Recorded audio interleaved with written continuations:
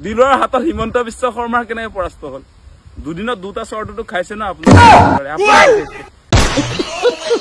হিমন্তৰ মুখত দুই গালৰ দুই থাপৰ বুজিলে মণ্ডকাল হিমন্তৰ মুখত দুই গালৰ দুই থাপৰ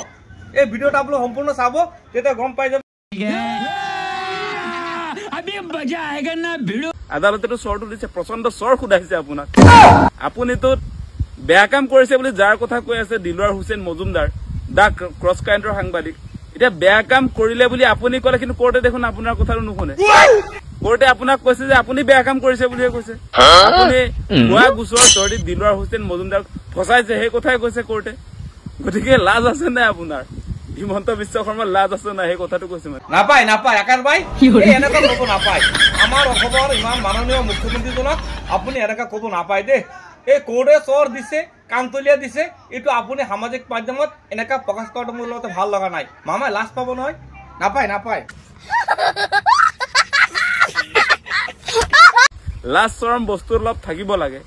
এতিয়া সাংবাদিকক মুখ বন্ধ কৰিবৰ কাৰণে তেওঁ যি ধৰণে অপচেষ্টা কৰিছিলে কিন্তু আপোনাৰ যি ষড়যন্ত্ৰ এইটো উফৰাই দিলে কোৰ্টে উফৰালে নাই কওক আপোনাৰ লাজ নাই সেইকাৰণে বুজি পোৱা নাই দিলৱাৰৰ ভূতে আপোনাক খেদি ফুৰিছে সেইকাৰণে আপুনি দিলৱাৰ টিলৱাৰ পিছে পিছে লাগি আছো বুলি যে কৈছে যুঁজি আছো বোলে যিমান পাৰিছে আপুনি বোলে তাৰ কাৰণে গালিও খাইছে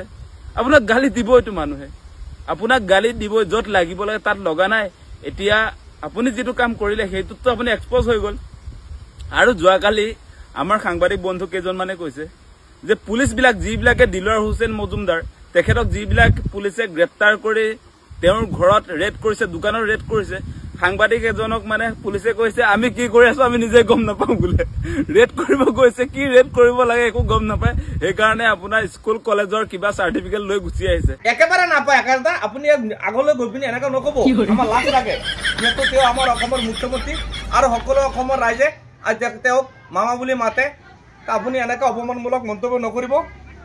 EMIত কিবা ডাম্পাৰ গাড়ী লৈছিলে কিবা কিবি লৈছিলে বুলি কৈছে এনে দেখুৱাব লাগে দেখুৱাইছে আৰু হাইস্কুলৰ আপোনাৰ চাৰ্টিফিকেট লৈ আপোনাৰ উচ্চতৰ মাধ্যমিক বা BA পঢ়ি থকাৰ চাৰ্টিফিকেট বিলাক লৈ আহিছে মানে এনেকে তাৰ পাছত পুলিচ বিলাকে নিজে পাগল হৈ গৈছে আমি কি কৰি আছো আমি নিজে গম নাপাওঁ বোলে এনেকুৱা এটা পৰিস্থিতি এতিয়া গতিকে বিষয়টো চিৰিয়াছ যদিও অলপ হাঁহি কথাটো কৈ আছো আপোনালোকে মেইন কথাটো বুজি লওক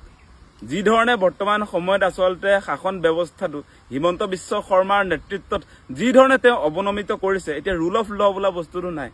এতিয়া আইনৰ শাসন চলা নাই হিমন্ত বিশ্ব শৰ্মাই যিটো ক'ব সেইটোৱে আইন এই মুহূৰ্তত গতিকে ইয়াৰ পৰা আমি সাৱধান হ'ব লাগে আমি সেইটোৰ পৰা